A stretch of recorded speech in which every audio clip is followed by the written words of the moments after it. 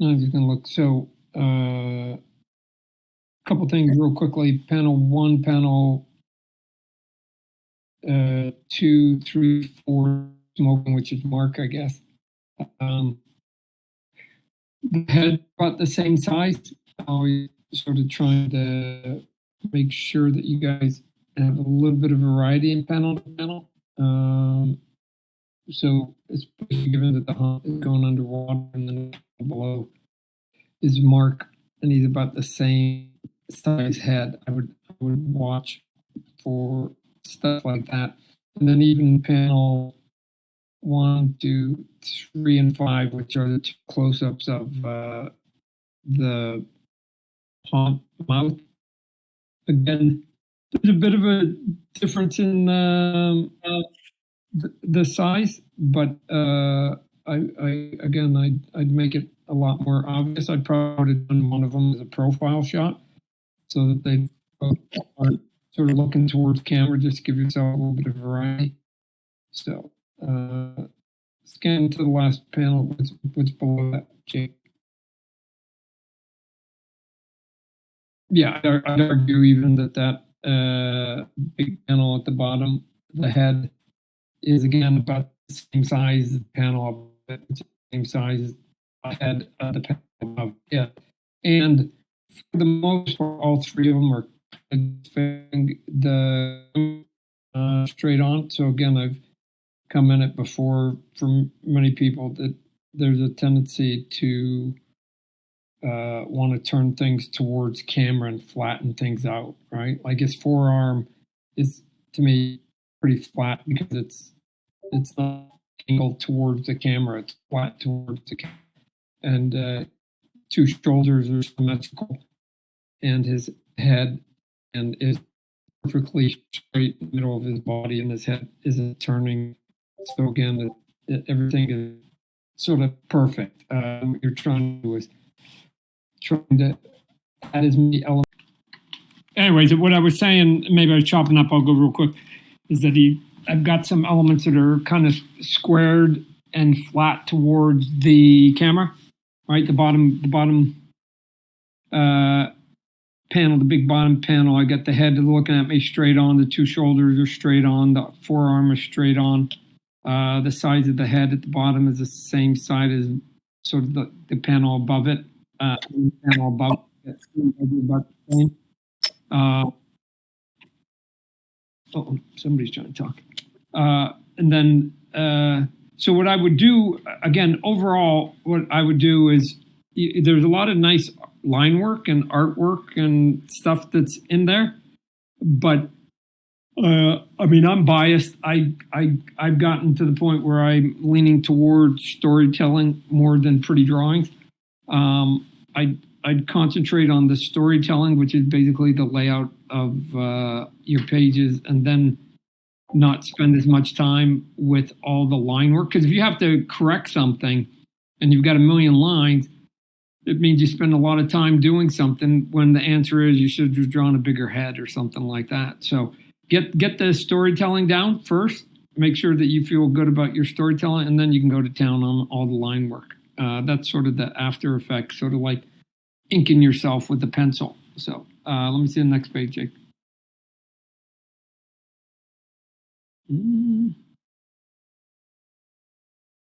Again, lots of nice pencil work.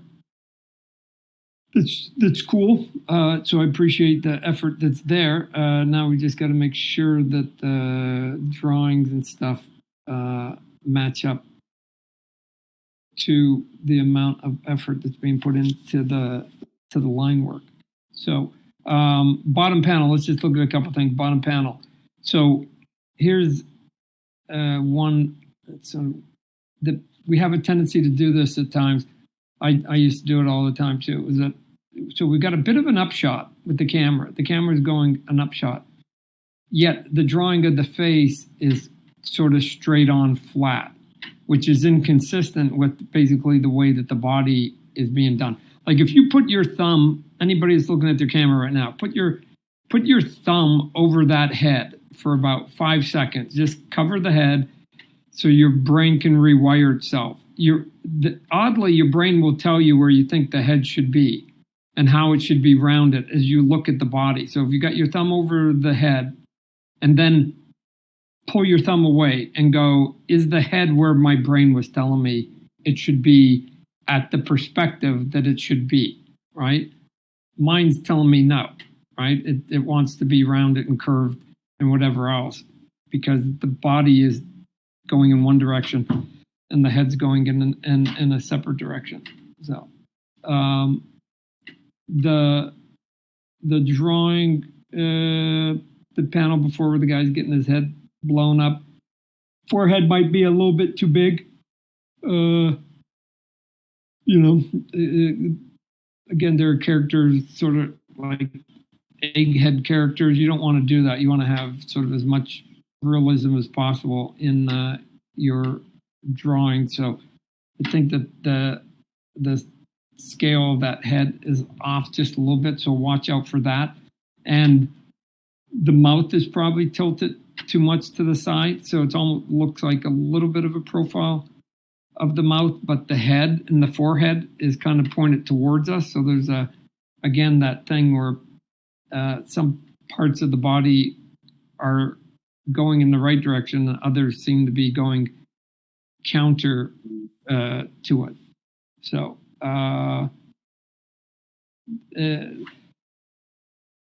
look, this is a busy page, and I understand like the panel before when the two guys are getting their heads blown off that we got the haunt and he's shooting and whatever else. If you establish that the haunt has a gun, which he does in the panel, not only before but the previous panel, the panel where he's shooting literally could just be the close up of the nozzle of the gun, right? As long as we know that haunt has a gun at some point, he can just say, "Oh, they're gonna hide. I'll shoot them." Right? And then you just have the nozzle of the gun and then you got the two guys getting their head popped off. Because otherwise the page starts to get a little bit crowded and a little bit busy, and my eye is getting a little bit lost on some of the dynamics that are sitting there on that page. So what else we got, Jake?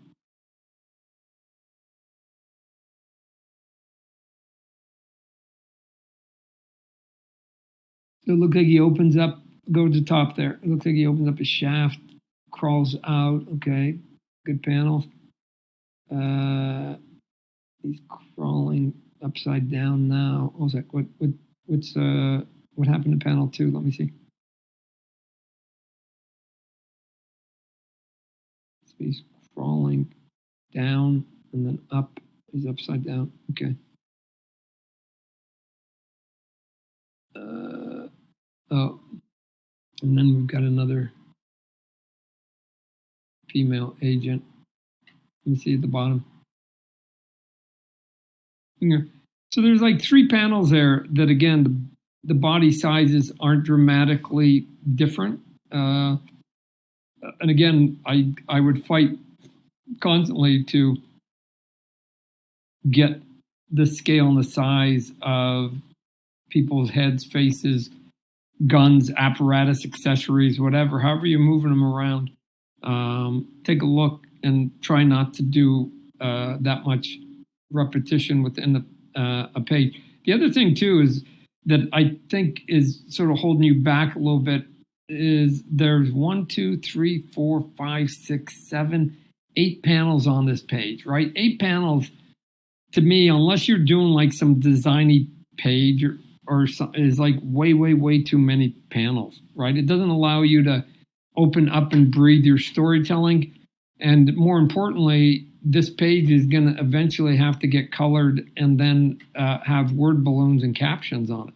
So it's going to get even more cluttered. And so if you have, a normal panel page should be between like, on average, and it's not a hard rule, but on average is like between 4 and 6 panels a page. That's it. That's all you need. And if you can't get it in that, then either move it to another page or try to double up the action in one panel, right? So you've got 2 panels of him crawling, you could have had 1 panel of him crawling. So unless it mattered that he needed to crawl twice. So there's ways to double up the information that you have. You can have a car going through a guardrail, the car flying over a cliff, the passenger panicking. So they're panicking, they're trying to open the door, they're opening the door, and they're trying to fly out of the door as the car's going over the guardrail. You can do all that in 1 panel. Or you could break it up and do 7 little tiny panels for each one of those. There's ways to combine action and drama to get you what you want, so that you don't have to do a bunch of little itty bitty things. So, what's the last one, Jake?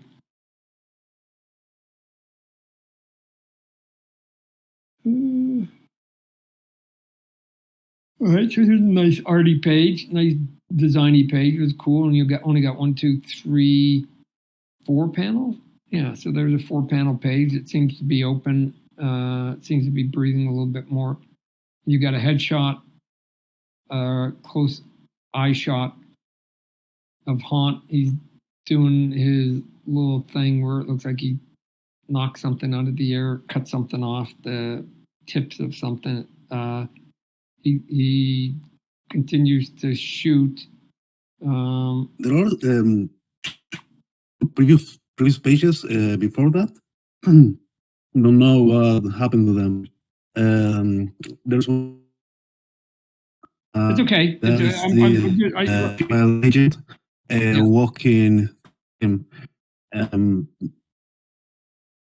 Yeah, you can show that page for Jake. But again, we've got a couple others. I don't have to go over every single page, every single panel here. Yeah. So somebody's walking again, a little bit more designy. See, this you can have a lot of panels because it looks like it's more of a designy kind of page. It looks like she's sitting. She gets up. She starts to walk, and then she throws her darts. I see. Okay, and then you go to the next page. There's the Haunt. He does his stuff, and then he shoots. And then what's the last page? He's just shooting her or something. Blowing her apart. Okay. Yeah. So, okay, it's strong storytelling. I'd watch out for proportions, right? You've got the head of Haunt, and this page here we're looking at is, by the time you get to like his belt and stuff like that, is like 1 head tall. At best, 2 head tall before you get down to his crotch. That's not true in our real proportions. Our chest is a lot longer than a couple heads from crotch to our chin. So again, there's some proportions there that I would watch out for. So awesome portfolio, Steven. I appreciate you submitting this. We're going to have to move on to some other portfolios, but this is recorded if you missed anything. I know you had some audio issues, but thank you for submitting that. Thanks a lot. Yes, Levi. Thanks for your pages. Appreciate it. Levi, we're going to go ahead and get started with your portfolio next. He's already on stage. And Jake, you want to tell me the name besides Tapine Woods of the next person, and I'll get them sorted? Yeah, we've got Tapine, Raphael, and Hassan left. Okay, I'm going to go grab my charger here so that I don't go dead right in the middle of this. Hang on. No worries. Levi, are you able to unmute and speak to us? Yeah, hey, how's it going?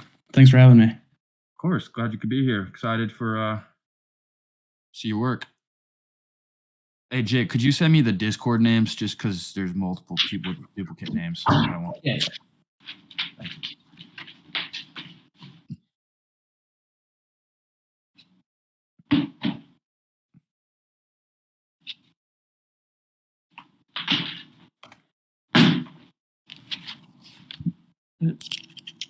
Okay. And if go ahead, Todd. Sorry.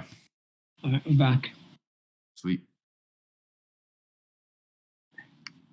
We got Levi's work up right now. Good.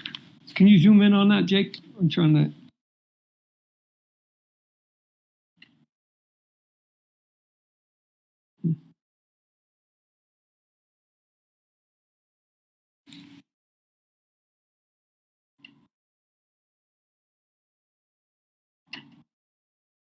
Is that all I got from this?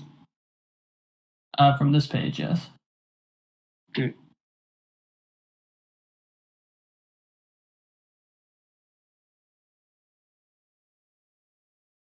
All right. What else?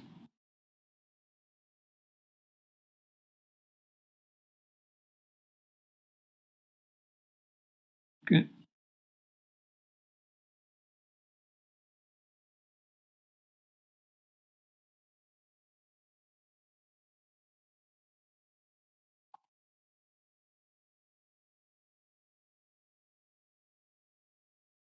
Okay.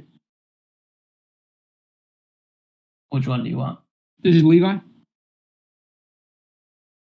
Yeah. Okay. So, when I look at these, they evoke more. I'm not really looking at them for storytelling. I'm looking more for like covers, right? So that you got like a big image and you put it on a cover or something like that, and you get something pretty evocative or something. So the weakest of the bunch to me is the very first one, especially in comparison to some of the other ones. I don't really have anything to sort of grab my eye and hook my eye onto. There's not like a big chunk of white or a big chunk of red or a big chunk of black. It's sort of all sort of scattered. Where all the other four pieces that you did have way more clarity in what it is that I'm looking at. Like the very next one where they're jumping with the moon or something like that. I mean, I get all the information. I got two people jumping, the moon's out, and I got a city below them. Cool. Again, depending on what's the story you're telling or why you chose that image, I don't know, because I don't know who the characters and what they're doing. But what's important, going back to the first portfolio, is that the storytelling's clear. And so I can see two people, the moon, the city, and them jumping, and it's nighttime. Okay, I got like all of that's super clear to me. And so if that happened to be a panel that was in the middle of a story and the heroes had to jump out of a building or something like that, or somebody jumped out of a building to go rescue somebody or could fly and was trying to rescue somebody by the arm, cool. Like all of this makes perfect, clear sense. And so some of the other ones too, where you got like the Catwoman mask, right? It's a nice image. It's kind of an arty image to look at. The other guy doing the spray painting on the wall with the big buggy eyes. It's cool, right? I see it. I see somebody doing spray painting and then he's got the crazy eyes. If you want to click a couple of those, Jake. Whatever the next one is. Yeah, so this one is what it is, right? It's like cool mask floating with a little bit of goo dripping from it. It's black and white, very evocative, so it's a nice piece of artwork, right? And the rendering of it's really nice. So I think there was another one there where a guy was sitting at the bar or something like that with flames. Again, this is arty and it's a style, which is okay. But the color choices are pretty clear and bright. Because again, if I were to show this to my wife or my mom, and say, "What are you looking at?" I think they would say the same thing I am. Some guy sitting at a bar, and it looks like there's a couple fires in the background. All right, cool. So, don't know whether those are the right elements of whatever it is that this is supposed to be conveying. But the clarity of those images are good. So I don't mind. I don't mind it. Again, there's a way to refine style, but everybody has their own style. So I'm not going to say there's a better way to do flames. Somebody else does flames or something like that. So the clarity and all of these, minus the first one, are really good if you're looking for sort of poster / splash page / cover artwork. So good job on these. Awesome. Thank you. Sweet. Is that it, Jake? Yeah, those are all 5 pieces. If you're good to move on to the next, Todd. Awesome. Thank you for your portfolio, Levi. Great art. Appreciate you Yeah. submitting. Thanks. We got- Thank you. I got appreciate Big you having me on. Of course, this is recorded as well. You can check Otkey YouTube later for the recording if you want to go back and take some notes. But Big Rafa, we got you up next. Jake, if you want to bring up his portfolio. And then one last comment to Levi. The fallen stool bar in the bar. Just take a look at that. The perspective on that one is a little off. Just anyways. So.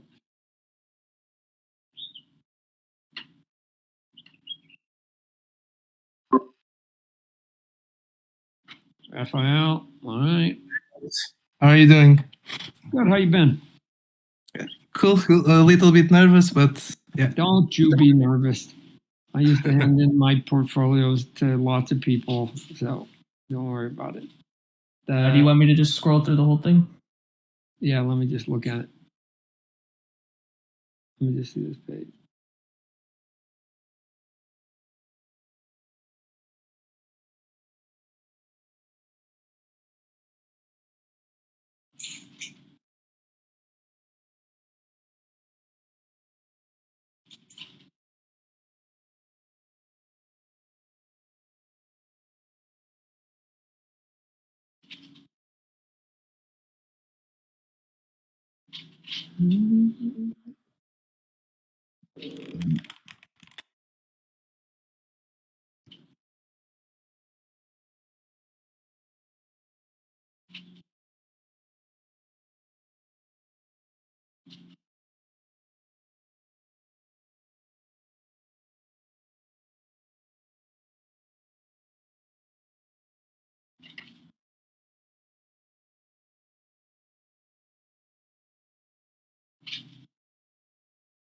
All right, let's go back real quick to the front.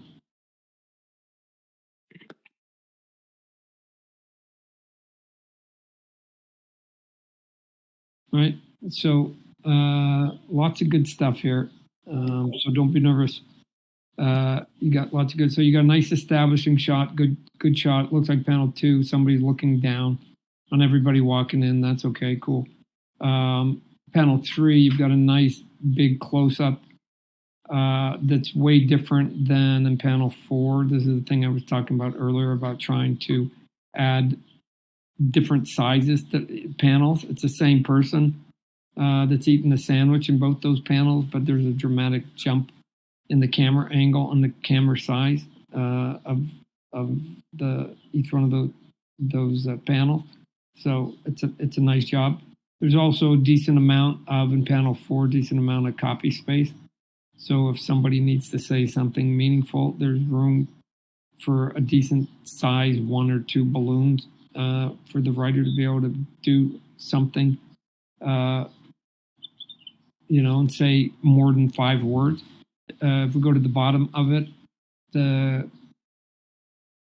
don't know if that's Miles, whoever that is, sort of introduce himself. It's Miles.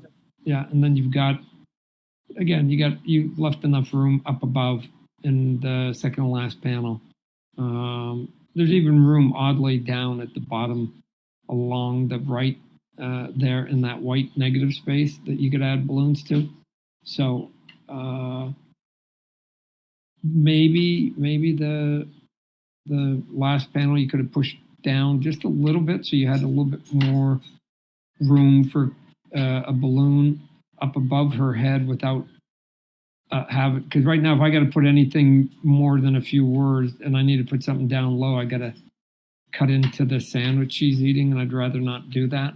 So if you just had lowered her already and maybe raise the sandwich up a little bit, then I could get it all up above her head and I wouldn't have to touch your artwork. I try not to when I lay out balloons and captions. I try as much as possible to stay away from the characters themselves if I can. It's not obviously it's not always possible, but I try not to cover up characters if I can help it. Next page looks pretty good because again she's got a lot of emotion, and then there's a ton of room on the left and then he's reacting, and then there's a pretty good, decent amount of room for his balloon and his reaction on the right. And it also, it makes my eye go from left to right or right to left, depending on whether you read and then look, or whether you're looking at the artwork first or the balloons. So I usually like to put balloons in places that force my eye to zigzag across a page, because it just keeps you, I think, a little bit more engaged, unless I'm doing something sort of arty-farty and I want it to all be on down one side or across the top or whatever. I'm doing it purposefully. But anyways, those two panels are good. I like the cropping of it. Panel 3, I like the emotion on her face. I can tell that she's disappointed or whatever. Possibly, if you look at her face and then the face below, again, not dramatically different in terms of the scale and the size. So there may have been a way in that last panel to have turned the head differently so that it didn't feel like it was a little bit the same there. Or it could have even just been her hand. Could have just been her hand sort of waving and then her, her talking off panel and him reacting to her hand gestures, because it looked like they're watching TV and reacting to something on TV there. So, Okay. What's the next page? Oh, cool. It's a cool big Spidey image. I like it. The only minor sort of note I would have on that is if I was in Photoshop, I'd maybe cut out Spider-Man and turn him sideways, or whatever you want to call him, and turn him sideways a bit, right? Because right now his knee and his right knee and his right shin are going parallel with the border, and I constantly tried to make Spider-Man's body always at sort of at odds and at different angles than the square frame that he was in. It just, to me, it just made him feel a little more acrobatic. So, because you've got enough parallel lines with the buildings behind him, that the more you can then put the character in there, and the character, the better. So, I like the hand reaching out too by the female hero. So that's a nice shot. But that's a really good page, strong page. Thank you. This one here, again, it's a good camera angle. You got a foreground, and you got somebody in the midground, and the two people standing by the lanterns in the background. So again, nice sort of illusion of depth. And the scale of the characters are different enough that I get sort of them being far, not too far, and then up close on it. So that's a difficult panel to pull off. You did a good job with that. And then I like you're doing some smart stuff with your cropping, where you're cutting her forehead. The person in the foreground, you're cutting her forehead, you're cutting her shoulder. You're not feeling like you have to show everything, which is okay, because they don't do it in movies, so we don't have to do it in comic book. So, let me see the other ones. See? Yeah, it looks like the two people maybe by the... Now we've moved the camera by the two people by the lantern, and then somebody's reaching in to do something on the... in some kind of glass thing. And then I see that the person who's doing it is in the last panel, and is the person I assume that was in the middle ground of the top panel. So all that storytelling tracks, right? So all that work. What is this one here? What does that say at the top? This one is from another story. Okay, so it looks like these are people on the boat, and they're gonna get caught in some bad weather or something, if I remember right. So Yeah. so on the boat, they're going maybe the weather's coming in. So again, the first three different angles, and then somebody says, "Hey, tidal wave or something's coming," and then we get it. I may have, if it was me, I may have shrunk the size of the boat in the last panel for two reasons. One, it'll make the wave seem bigger and more imposing, and it seemed like there's more danger. And two, you've got the very tip of your sail touching the very tip of the panel, and those are those things I've talked about before called tangent lines that I try to stay away from. So if it was smaller, you'd also have the sky above the sail, and you wouldn't run into the tangent line that's in there. But, Okay. Good. next page, Jake. Yeah, so now this is sort of the panic that's happening. Again, I've always been a fan of what I would call sort of vertical panels, right? So we've got 4 of them. The reason I use them for what it was worth is that when you use vertical panels, to me, things speed up because you read them really quickly because they're so skinny, you read them quickly. When you use horizontal panels, the page reads a little bit slower because you read left to right, and it takes you a lot longer to sort of look and read the book, or excuse me, the page that you're looking at. The only possible thing here I might have done is right now both of the heads on the first and the fourth panel, and it might have been intentional. So if it was, that's an artistic choice. But if it wasn't, then the 2 heads are kind of sort of at the same height as you pull back and you look at the whole page.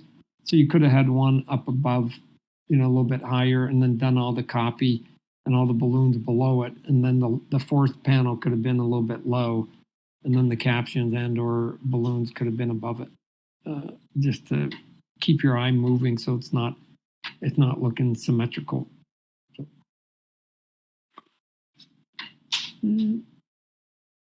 Yeah. So the jump in panels 2 and 3 here are really nice, right? I mean, this is what I'm trying to tell people when you're sort of doing camera jumps, like make it obvious, right? Those 2 are like from 2 to 3, those are obvious. Sometimes I see it, it's just maybe 10% bigger or 10% smaller, and it's not really easy to detect it. So and then you continue to do the ship, doing whatever. Again, I'd make a little bit of the same comment that I made up above. You got panels 1 and 4, the 2 sailboats, a little bit about the same size and are about the same height on the page overall, right? And given that you're trying to convey, chaos because they're trying to survive this battle, moving the camera around or dramatic with it might help sort of whatever it is that you're writing at the same time. So, Okay.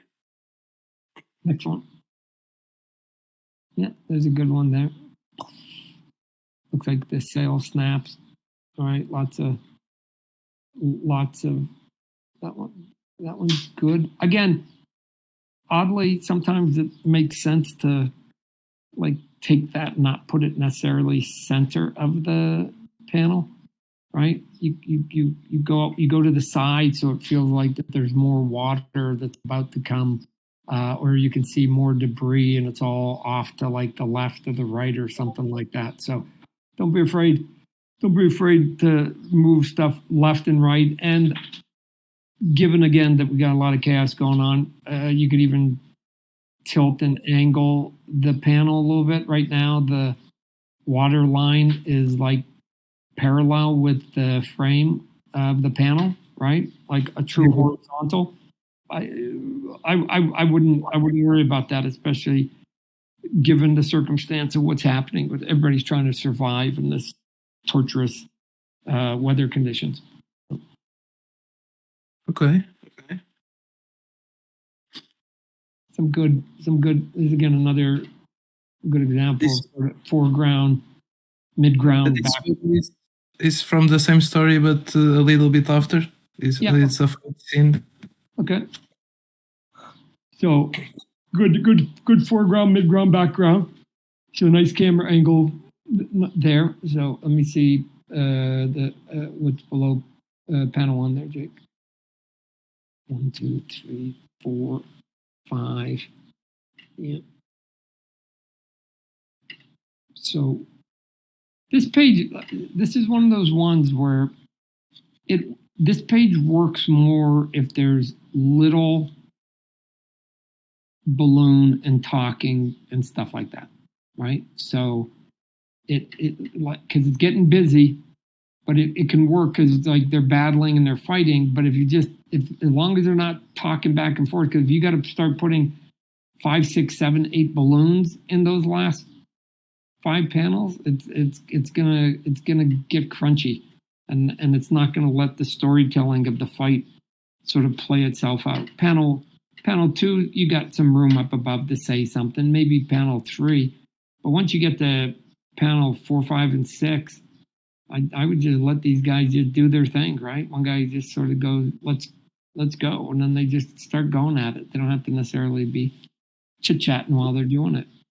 Yeah, in this one, I think it's only gonna have balloons in the first panel and the second one. Yeah. The other is just for fight. Yeah. When I look at it, my instinct would say not to write much more than that too. So, all right, let me see the next page, Jake. So more fight. We got the eye. Let me see. Got the eye there. Again, I'd watch eye. I always caution about eye. I think there's true eyes, and then there's what I call cartoon eyes. And cartoon eyes get small, and then you get a lot of white up above and a lot of white below, right? Here's what I would say, and I like try and do that expression and look in the mirror and see if you can even come close to doing that and getting that much white with your own eyeball. And if you can't, then draw what you can do with your own eye. And like, what's the biggest you can open your eyes? Like that's it. That's how big I'd open. I'd make those eyes, and I wouldn't try to over exaggerate it too much. So, okay. Bottom 3. I like the bottom 3 panel because again, you got a down shot and then sort of a far shot, and then you come in, you got a sort of a bigger shot in here. So the bottom 3 are good. Panel 3, let me see what up above there, Jake. Yeah, panel 3 is sort of going to come in and sort of the same body size as panel 1 a little bit, and not dramatically different than the body on the right side in panel 4. So again, oddly, it depending on what was happening story-wise, you almost didn't even need that panel. You could have made the jumping a little bit bigger in panel 1, had the eye shot. Somebody writes that he nails the guy to the ground, and then the guy standing over him. So let's see the next page. That's just. Oh, that's it. All right, good job. Lots of good stuff there. You keep it going. You're heading in the right direction for sure. Thank you. All right. Awesome portfolio, Raphael. We just got one more portfolio to get through today, Todd. Okay. It's going to be from Hassan, Afro Hassan. Artwork Comics. Welcome, buddy. How you doing? You doing? I'm doing good. All right, Hassan. Let's see what you got. Nice to meet you, Mr. McFarlane. Hey, how are you doing today, bud? Just trying to survive the heat. All right. Let's zoom in on this a bit, Jake.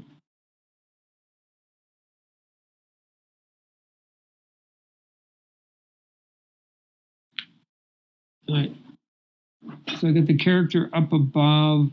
I don't know if that's like Spidey 2099 or whoever. Yeah. Is that who it is? Yes. Yeah. Okay. And then somebody trying to shoot him, it looks like. It's a cover. These are these are inked. These are not my pencils. These are inks. Just a heads up. But is this storytelling or is this a cover you're saying? This is a cover. Oh. This is a cover. There's one of those ones that sometimes they do like a color hold, like on panel 1 and 3 there. And then they've got the big guy with the big blast and they make the gunshot like nice and hot and stuff like that. So let me see. So yeah, lots of really nice stuff here. Let me see the bottom half, Jake.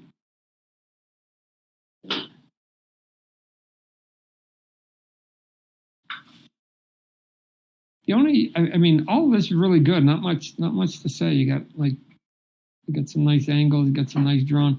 The only minor comment I would make on this is that you've got like speed lines, excitement lines, whatever, action lines, whatever you want to call it, on all 3 panels, right? Yeah. I may have pulled back on the speed lines in panel 2 a bit, and then let the other 2 have all the sort of lines on it, and then it would also clean up and frame the character in the middle just a little bit more, because there'd be a little bit more negative space around it. And my guess is that a really good colorist would make your character pop just a little bit more, right? I mean, they can do a color hold so they can push some of that back, but sometimes it's okay to just leave some space open. I mean, if you look at it like small, if you shrink it, Jake, see how gray it is? Yeah.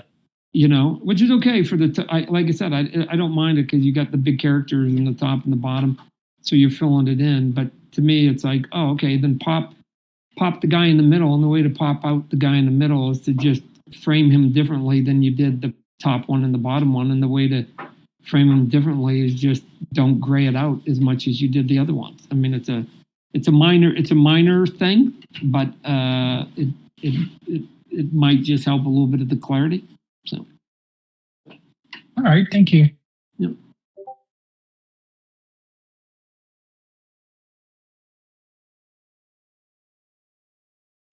But so this is some inking. Looks like Brett Booth pencils here. Yes, sir. Yeah. All right. So let's go in a little bit tighter. Check.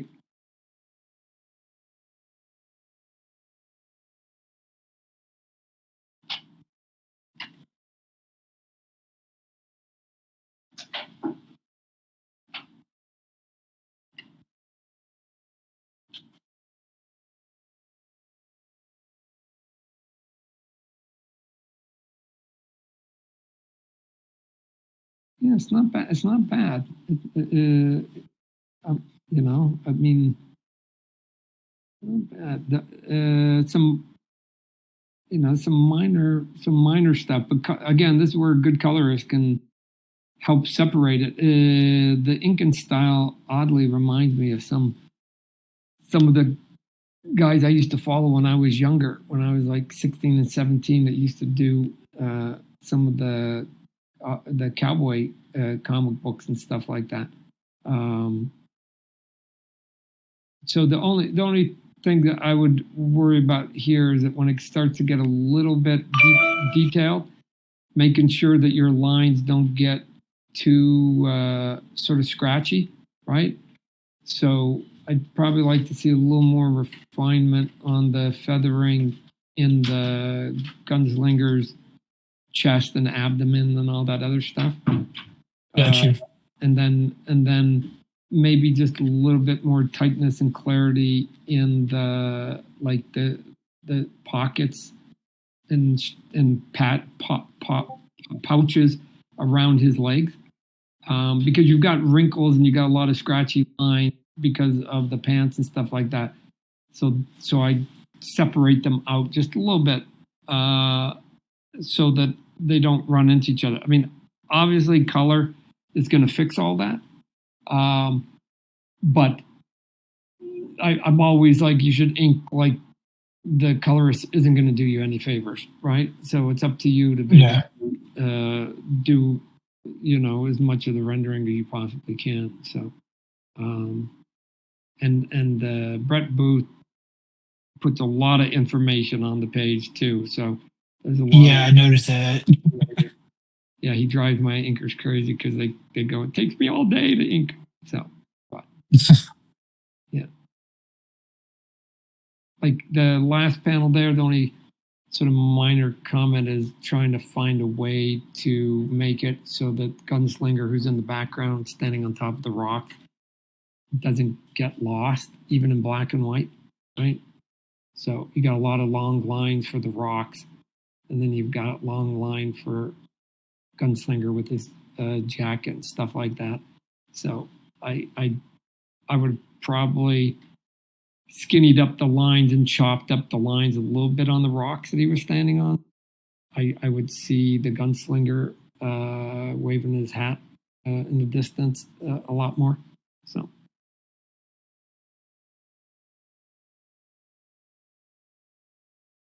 Right, what else we got, Jake? All right. This looks like a Venom Carnage page or something like that. What is that? It's a Venom page, yes. It's a what? It's a Venom page. Yeah, okay.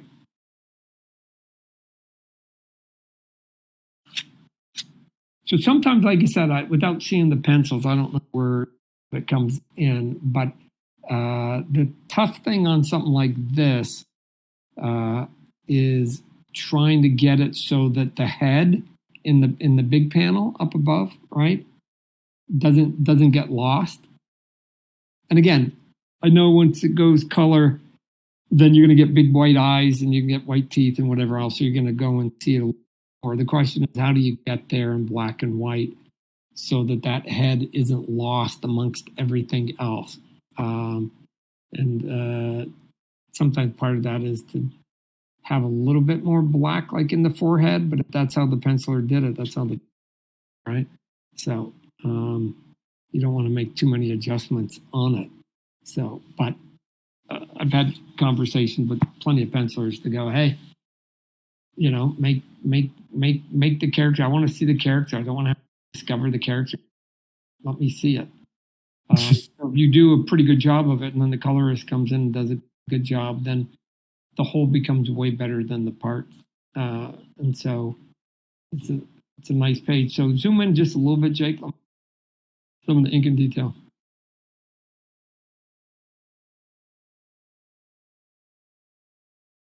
All right.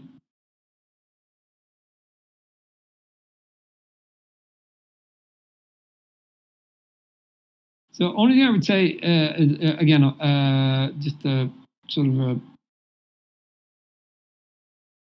I think it's a little bit more than a minor detail, but something you maybe work on is that I noticed that when you do quote unquote feathering, right?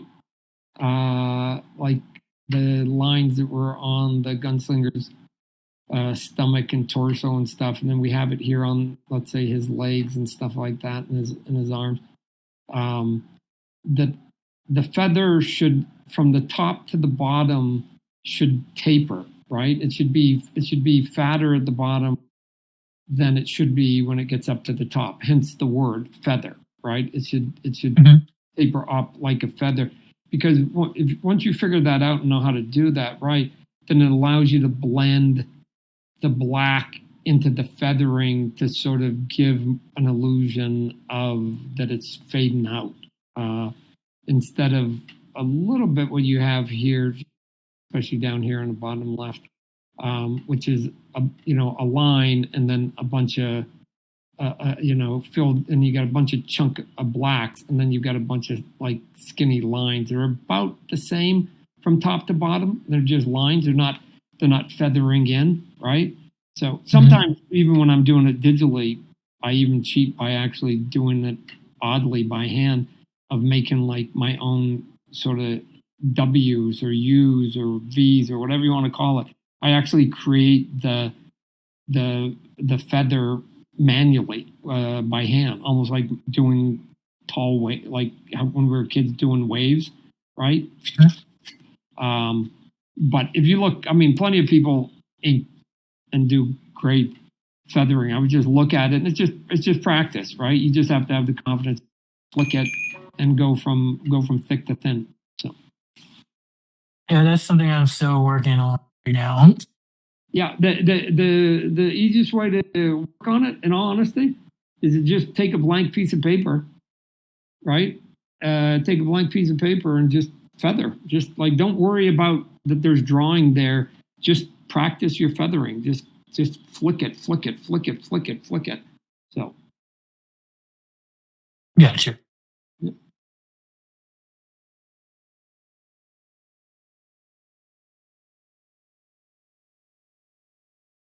All right, what else you got, Jake?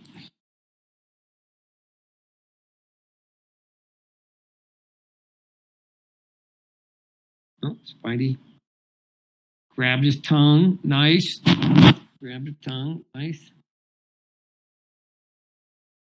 So now again, I don't know the pencils here, right? So I'm working at a bit of a disadvantage. But I like, if I look at those top two panels, I lose a little bit of the depth of those two panels, right? Like the one on the right, Spider-Man's face and his mask and stuff. Once I find it, I go, oh yeah, okay, there's Spider-Man's face. Then I'm distracted by the face and the tongue because of the brick in the background, because the lines on the brick of the background are kind of sort of about the same thickness. Yeah, the line weight. Yeah, Something I had problems with. Yeah. So just playing with the line weight. Again, color is gonna help immensely, but I like never play that color is gonna be your friend, right? Because it'll teach you way more tricks when you're doing it. So what are you inking with? Let me just ask you that to start with. When I first started, I used my tongue. The first few you were seeing were on my Waycox Antique. I was doing it digitally, and I did them in Photoshop. Okay. And So the way that so let's just talk about then Photoshop. The way that I figured out how to sort of do that is a couple of different ways. You make your pen pressure really stiff, right? Which basically means then that if you make your pen pressure, because you can adjust your pen pressure, right? If you make it stiff, then that means that when you're just drawing and you're relaxed, it's going to be a little bit thinner, and you have to purposely push hard to make it thick, right? So you're in control of it. When the pen pressure is about average, or it's on the other side and it's kind of loose and easy, that's when, to me, the pen it starts to look a little bit the same, because there's no pressure that you have to apply for it to sort of move around, right? I want to be in control of my pen, so and maybe it's just me. I like it to be stiff because I want to go now. Now I want to push hard, and now I want it to get a different look. And now I'm going to relax, and now it's going to go literally a fifth of the thickness, because that's how stiff I have my pen, or something like that. So, and then the other thing is, if you play with your DPI, your dots per inch, and I usually do mine anywhere between 300 and 400. I find those ideal. Some people do it at 600, but I found that 300 to 400 is good enough. And then I try not to, although I get crazy, I try not to zoom in too much. And if you've got your pen pressure right and you're not zooming in too close, then you'd be surprised at how much variety your pen will give you without having to change pens, or even the size and even the scale of your pen. I can sometimes use a pen, let's say, and it's at 15, and I can get it to look like a 3, a 8, a 12, and a 15. If I really push hard, I can push it up to like a 17. So it acts like 4 or 5 different pens just by the way that I set it on my computer.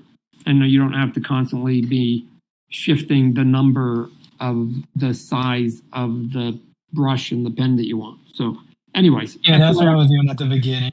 Yeah, FYI, all of that is personal preference.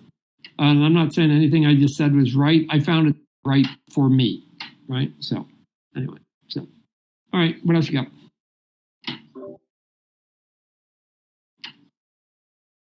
Oh, Hulk, some Hulk faces looking cool. So zoom in on that, Jake.